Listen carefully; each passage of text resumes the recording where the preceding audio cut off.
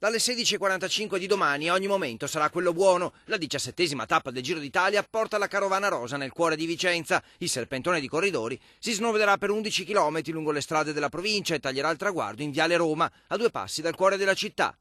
Siamo appassionati e domani cerchiamo in tutte le maniere di poter vedere il Giro.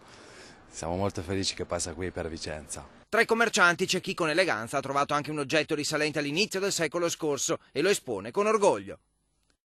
Mi hanno consegnato un gioco, sarebbe il gioco dell'oca, invece si chiama gioco del Giro d'Italia.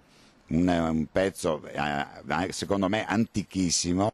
Domani la viabilità sarà rivoluzionata fin dall'alba e Campomarzo avrà solo poche ore di tempo per cambiare aspetto e sistemarsi. Oggi sono i divieti di sosta a ricordare l'avvenimento, oltre ai primi mezzi dell'organizzazione in avanscoperta. I vicentini sono attesi in 50.000 lungo il percorso di casa.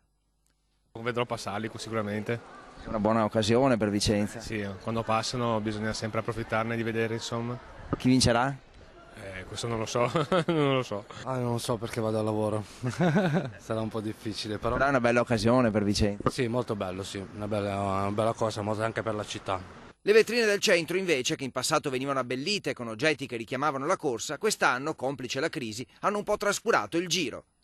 Che una volta questi eventi si sentivano di più, adesso sono passati un po' in secondo ordine, però il ciclismo è sempre, diciamo, assieme al calcio, se non dopo il calcio, è lo sport preferito degli italiani. In Viale Riviera Berica, poco prima dello sprint, i negozianti hanno fatto a gara per accogliere con affetto i corridori. Bici, coccarde rose e palloncini colorati sono già pronti. In questa osteria Coppi e Bartali vanno a caccia insieme. La maglia bianchi, quasi certamente indossata da Fausto Coppi, ricorda il passato e si discute ancora se quella famosa borraccia l'ha data Bartali a Coppi o viceversa.